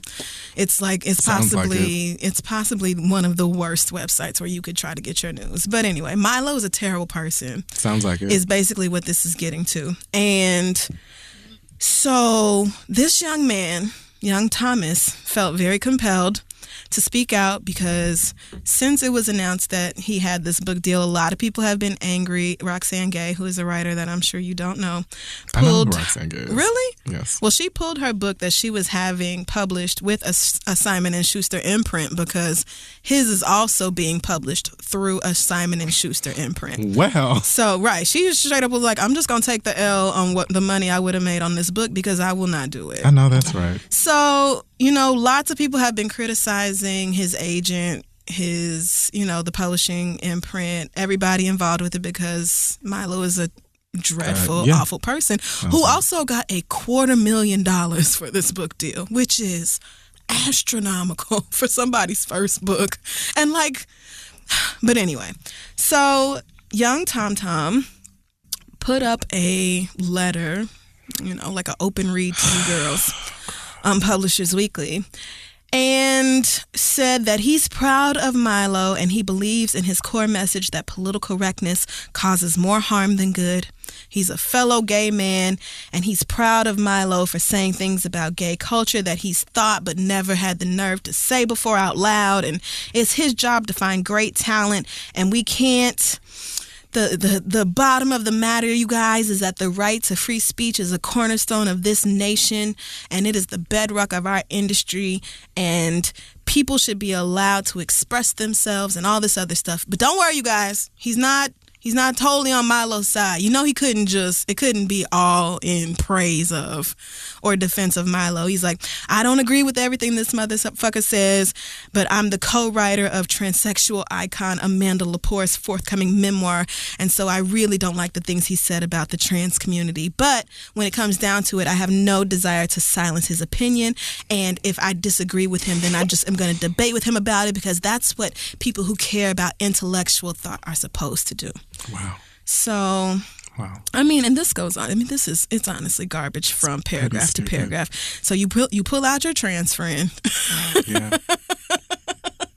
And used her to be like, he can't be that bad because when I debate him with trans issues, we disagree, and that's my job as a very smart person. Bitch, do you know what the fuck you sound like? But the thing that he really said that made me say, okay, I need to cuss him out on this show, is that Milo never made racist statements about Leslie Jones and never asked his Twitter followers to do so. Yes, he made fun of Jones's appearance, and that was unkind. Girl. Now, Thomas wants y'all to know that he's gay. That's part of Milo's appeal. He's gay, he's Jewish, but he's also very conservative, extremely racist, a horrible person. Milo has said and done a lot of really wretched things. All you have to do is Google this man. His resume of being Satan Jr. is right there. It's just, the list goes on and on. For you, a person who is a literary agent, a person who has written his own book, a person who claims to be a purveyor of intellectual thought, a person who clearly understands the phrase words mean things. You're a fucking literary agent. If no one else understands that words mean things, it should damn sure be you, sir.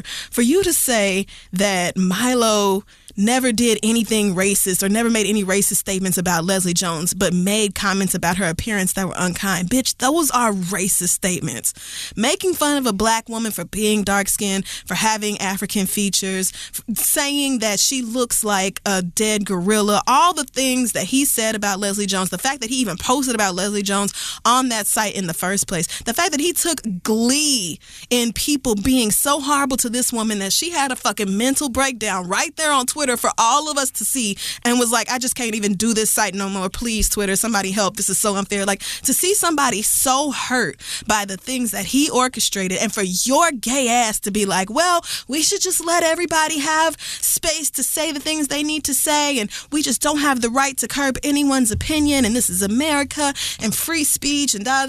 Free speech does not. You can say whatever you want to. That is true. But like we have said so many times, it does not protect you from the consequences of what you say.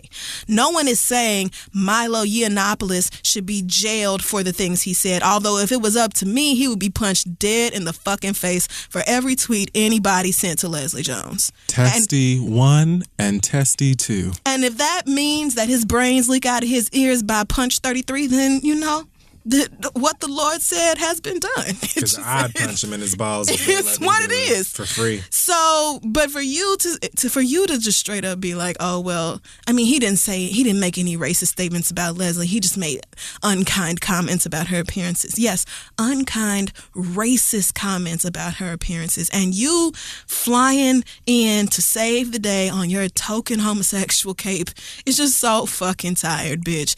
All you have to do is come out here and say, Milo is crazy as shit, girl. We are going to sell so many fucking books. Period. White gay men are some of the most racist motherfuckers on earth. If right. we want to be real of frank course. about it. And y'all bitches feel like you can be that way because you're gay and you feel like you know struggle. Shut the fuck up, because I'll whoop your ass. And I'll whoop all your asses simultaneous. And you know that. So run it. Go ahead. No, you can feel free. I went and did an open mic like some months ago. Actually, it was my first open mic. And one of the other comics that was there was a white gay man.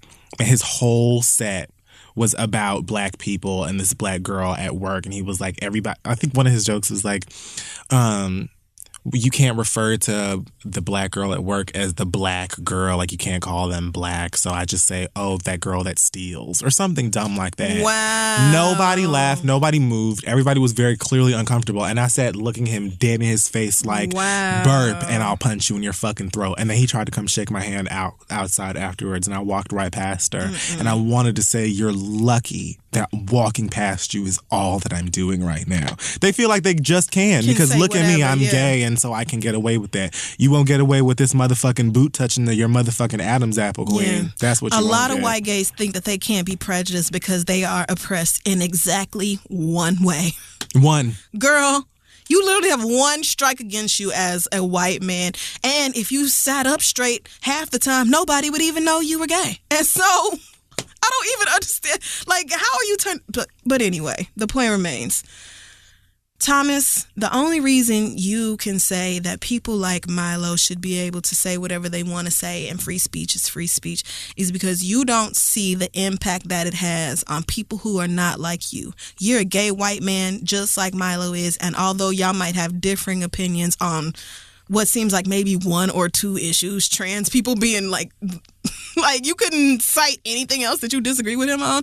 You didn't even have the balls to say what he said about Leslie Jones was racist. You don't really care about anything that affects the people who don't look like you or who are directly in your life. So as long as he's talking shit about Muslims or black people or fat people, all the different horrible things that Milo says about different people, it doesn't really matter to you, or it's something that you secretly think is funny because you are also hateful in those ways. Absolutely. And being gay doesn't save you from that. And free speech doesn't mean Milo is entitled to a fucking $250,000 book deal. It means he's allowed to talk without going to jail. That's it. If the rest of us want to pull books from the publishing company, if they decide that they don't want to buy the book at all, if they decide they're not fucking with you no more or whatever else, those are consequences of the decision that you chose to make. And you just didn't have to. When all this shit came out, even though you signed the deal because you knew he was an awful person. So it wasn't like the backlash was a surprise to you. It wasn't like, oh my God, I can't believe all this stuff about Milo came out. Like, this isn't new. This is, if you've been paying any fucking attention, just like that nigga on YouTube, that PewDiePie. PewDiePie just got her ass dragged. Yeah, just lost contracts with Disney and YouTube because of this Nazi shit. But of course, Tumblr always has the receipts. Tumblr was like, bitch, here are 8 times before now that Milo said something about Nazis or dressed up like Hitler or was watching Nazi videos in the video or something like that. Like, this isn't new. You were popping because of the hate. You, Thomas Flannery, signed this man because of the hate. So when the backlash came out, you had a decision to make, whether you was going to publicly be like, okay, this is gross and we're going to drop it, or we going to sit up here and act like there is a pious, decent reason for having this man on the payroll. There just isn't. I'm so tired of y'all bullshitting us. You should have got on this website and opened up WordPress and said, do y'all have any idea how much money we about to make off this book? The alt-right motherfuckers are finna buy this, and 85% of them can't read at a 5th grade level. We are about to be so rich. I'm sorry that y'all are upset, but money is money and the game's the game. I could at least respect that. But you done sat here and wrote 10 whole paragraphs of how Milo is just oppressed by the liberals and nobody wants him to be able to talk, and that is just not the fucking case. Don't be goddamn obtuse about it. Admit that you don't care enough to cut business ties. Just say it. Just stand up in it. Because this is a lie and a mess. And you a dumb bitch for it. This is really all that it boils down to. That is just it. So that wraps up this week's episode of The Read. Please follow us on Facebook, Twitter, Instagram, and Tumblr at This Is The Read, and check us out at thisistheread.com. Let's see. Do we have any news this week? We have a live anniversary show taking place in New York City, not tomorrow, Friday, but next Friday. I believe this show is sold out, so if you don't have a ticket, tough. But odds are you'll be able to find someone online who can no longer go. Keep your ears to the streets. Maybe look for some retweets and things like that. Maybe you'll get on the inside. Also, that day we will be having here in the city a pop-up shop. Woo. Where is this? It is at 434 East 9th Street between 1st Avenue and Avenue A. That is the address. And it is there. Yes. On Saturday, February 25th, from 12 p.m. to 5 p.m. Again, that's 434 East 9th Street. Right here in New York, New York. So if you want some Read merch, you want to come out and see us, we'll be there. Dustin's going to be there. Sante's going to be there. We'll be limited edition merch, stuff that we don't have any more of or we haven't had for a while. So maybe stuff we've never had. So it'll be a Wang Ding Doodle. I think it's down in the Union Square. 9th Street between 1st Avenue and Avenue A. That's down there with them. What is that though? I don't know what that area is called. Don't give me the line. So bridge work. I don't know. I just made up a name. Whatever. So there's that. So yeah, the pop-up shop next week. Come through. Those of you who have been asking about merch, that would be. Oh, I'm sorry. The show is actually on February 25th, not the 24th. Mm-hmm. So it's the same day. So you can come out to the pop-up shop, and then the show will be directly after that, I suppose. Also, starting March 24th, I will be going on tour again for Furious Thoughts, my stand-up special. Excited. So if you are in, you can go to Instagram.com/KidFury. You can go to KidFuryLive.com for tickets. Atlanta, Dallas, LA, Houston, lots of places. All over the country. Look at you. So, yay! If you want to come out and see that, it's going to be a great time. Make sure you go and get tickets again. You can find the information on Did you say Houston? Yeah. I'm definitely going to that show. As long as it works with my schedule. But look at you. I'm starting in Atlanta on the 24th. So Yeah, come out, have a great time, lots of laughs and stuff, and this is going to be so fun. Wow, congratulations. Thanks. So I'm not going on tour, but I did just do an episode of a podcast called Guys, We Fucked. I'm familiar with that one. Are you? Yes, I am. I'm surprised because you don't listen to podcasts. I'm trying, but I definitely know that one. And one of the girls I also said the exact same thing. She was like, I don't listen to podcasts. So. It's hard for me. Yeah. For some people, maybe. So I did an episode of their show. Go check it out wherever you listen to podcasts. And thanks for having me on. Shout out to Mike Brown, your cousin, for hooking that up. Oh, yes, for sure, for sure. He's the best. And anything else? Are we done? Nope, I think that's just about it. I said all that I needed to say. So the acronym for this week is going to be SYIC. SYIC. See you in court? That's it. Yay! So I guess we'll see you there. Bye, y'all.